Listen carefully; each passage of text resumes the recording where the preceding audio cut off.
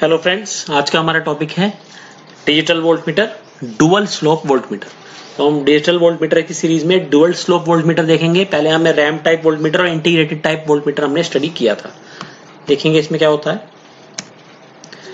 What is a dual slope voltmeter? Dual slope integrated type DVM in RAM type technique super impose noise can cause large error. यानी कि RAM type technique में जो था हमारा noise super impose होकर आ जाती थी, जिसकी वजह से एरर बहुत ज्यादा होता था। In dual RAM technique, noise is averaged by the positive and negative RAMs using the process of integration। यानी कि यहाँ पे हम इंटीग्रेशन का इस्तेमाल करके पॉजिटिव और नेगेटिव रैम के हेल्प से, ठीक है, हम क्या करते हैं, उस नॉइस का हम एवरेज कर देते हैं, उसे हम कम कर देते हैं। ये देखिए, ये प्रिंसिपल है किस तरीके से होता है काम। ठीक है, the input voltage EI is integrated with the slope of integrator output proportional to the test input voltage. यानी कि जो EI वोल्टेज है इसे इंटीग्रेट किया है पहले, ठीक है, इंटीग्रेट किया है तो क्या हुआ, एक रैंप की फॉर्म में जनरेट हो गई है, ठीक है। And after fix time equal to T1 the input voltage is disconnected. उसके बाद इनपुट वोल्टेज को डिस्कनेक्ट कर देते हैं, तो इंटीग्रेटर जो होता है वो इंटीग्रेटर आपका डिस्चार्ज होता है, और इस तरीके से वो डिस्चार्ज होता है, हमें दूसरा टाइम देता है T2। The integrator output will have negative slope which is constant and proportional to the magnitude of the input voltage। यानी कि जो इनपुट इंटीग्रेटर का आउटपुट होता है वो एक नेगेटिव स्लोप होता है, और वो एक कांस्टेंट स्लोप भी होता है। वो हमें किसके इक्वल मिलता है, किसके प्रोपोर्शनल होता है, वो जो मैग्नीट्यूड हम जो भी वोल्टेज हम मेजर करने जा रहे हैं इसके थ्रू, डुअल स्लोप के थ्रू, उसके इक्वल होता है वो जो आपका मैग्नीट्यूड होता है स्लोप का, जो नेगेटिव स्लोप आ रहा है, जो उसका मैग्नीट्यूड होता है वो आपका इनपुट वोल्टेज के इक्वल होता है, और उसको हम कैलिब्रेटेड मीटर का इस्तेमाल करके उसे हम रीड कर सकते हैं। तो ये देखिए, ये सिंपल डायग्राम बनाया है हमने, ब्लॉक डायग्राम आपका डुअल स्लोप का, डुअल स्लोप DVM का। देखिए इसमें क्या लिखा है, at the start of pulse reset the counter and flip flop output logic to 0। जैसे हम स्टार्ट पल्स देते हैं, ठीक है, तो ये जो भी आपका ये आपके इलेक्ट्रॉनिक डिवाइसेस हैं, जो काउंटर हैं, फ्लिप फ्लॉप हैं, ये सारे क्या होते हैं, ये 0 पे सेट हो जाते हैं, ठीक है। The capacitor begin to charge as soon as the integrator output exceeds to 0।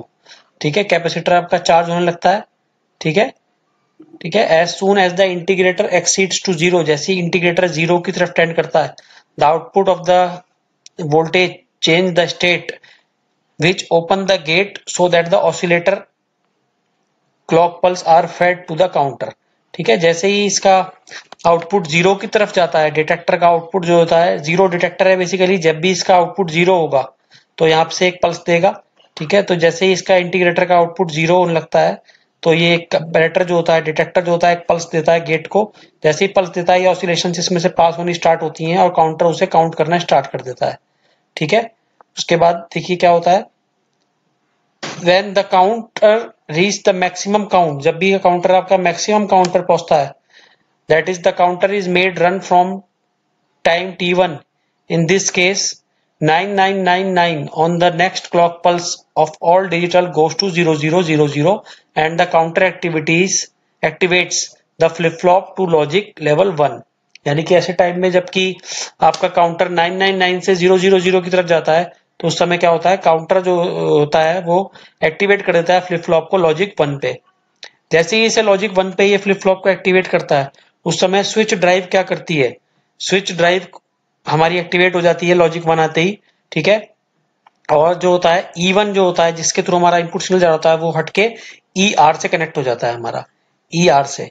ER आपका रेफरेंस सिग्नल है, ठीक है।